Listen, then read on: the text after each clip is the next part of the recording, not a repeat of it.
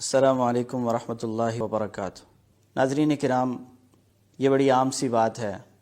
کہ جب کوئی آدمی عظیم ہوتا ہے اس کے ساتھ تعلق رکھنے والوں کی بھی عزت کی جاتی ہے۔ نبی کریم صلی اللہ علیہ وسلم سے اس کائنات میں کوئی بڑا ہے ہی نہیں۔ اللہ رب العالمین نے کسی کو بنایا ہی نہیں۔ وہ لوگ کتنے عظیم ہوں گے جن کا تعلق نبی کریم صلی اللہ علیہ وسلم کے ساتھ، بڑی سعادت کی بات ہے۔ لیکن وہ لوگ بالخصوص جو آپ کے اہل بیت میں شامل ہوئے، یہ ایسا عظیم شرف ہے جو کائنات کے عظیم لوگوں کے حصے میں آتا ہے۔ اہل بیت اعظام میں حضرت حسین رضی اللہ تعالی عنہ عظیم شخصیت، ان کے بارے میں کون نہیں جانتا؟ کون وہ صاحب ایمان ہو سکتا ہے جو اپنے ایمان کو کامل کرنے کے لیے حضرت حسین سے محبت نہ کرتا ہو، حضرت حسن رضی اللہ تعالی عنہ سے محبت نہ کرتا ہو، پیار نہ کرتا ہو، ان کو چاہتا نہ ہو کہ جن کو رسول اللہ صلی اللہ علیہ وسلم نے اتنی عظمت، اتنی شرف اور اتنی سعادت اس کا تذکرہ فرمایا۔ مختلف احادیث میں رسول اللہ صلی اللہ علیہ وسلم نے حضرت حسین رضی اللہ تعالی عنہ کے حوالے سے بیان فرمایا۔ حضرت حسن و حسین رضی اللہ تعالی عنہ کے بارے میں، جو حضرت حسن و حسین رضی اللہ تعالی عنہما سے محبت کرتا ہے، اللہ کے رسول اس کے لیے دعائیں کر رہے ہیں کہ اللہ تو اس سے محبت فرما۔ اور حسنین کریمین وہ ہیں جن کے لیے اللہ کے رسول صلی اللہ علیہ وسلم مسجد نبوی کے ممبر سے اترے۔ حضرت حسن و حسین آ رہے ہیں، بار بار چلتے ہیں، گر پڑتے ہیں۔ اللہ کے رسول اپنے ممبر مبارک سے اترے، دونوں کو اٹھایا اور ممبر پہ تشریف لائے۔ حضرت حسن اور حضرت حسین کو ایک کندھے پہ ایک کو دوسرے پہ اٹھایا ہوا ہے، اور بار بار پہلے ایک کا بوسہ لے رہے ہیں، پھر دوسرے کا بوسہ لے رہے ہیں، اور جن کے بارے میں اللہ کے رسول نے فرمایا، یہ دنیا میں میرے دو پھول ہیں، یہ عظیم پھول۔ حضرت حسین رضی اللہ تعالی عنہ 10 محرم الحرام عاشورہ کے دن ان کی شہادت ہوتی ہے، اور ان کی شہادت پہ کون وہ صاحب ایمان ہو سکتا ہے جو غمگین نہ ہو، جسے غم نہ ہو، جسے پریشانی نہ ہو کہ اتنی عظیم ہستی کو کس طرح سے مظلومانہ طور پہ اپنے اہل و عیال کے ساتھ شہید کر دیا گیا، اور جن ظالموں نے ان کو شہید کرنے میں کسی بھی قسم کا کردار ادا کیا یا ان کی شہادت پہ راضی اور خوش ہوئے،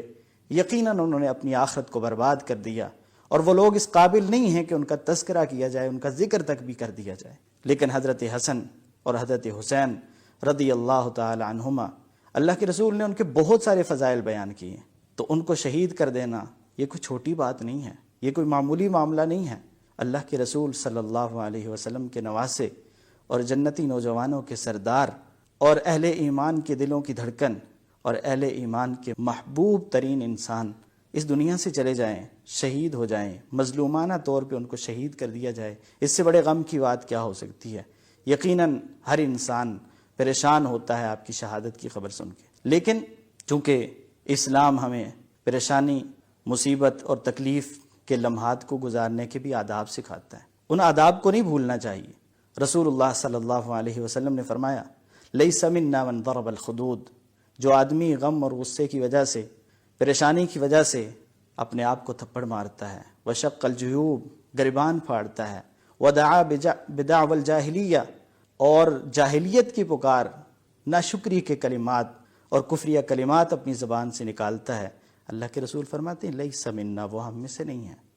بہت غم ہے، بہت پریشانی ہے، اللہ کے رسول کے نواسے شہید کر دیے جائیں، آپ کے اہل بیت کو شہید کر دیا جائے، اس سے بڑے غم کی کوئی بات نہیں ہو سکتی۔ لیکن اس غم کو بھی ہم نے اللہ کے اصولوں کے مطابق بسر کرنا ہے، اور اس غم کا یہ تقاضا کبھی بھی نہیں ہے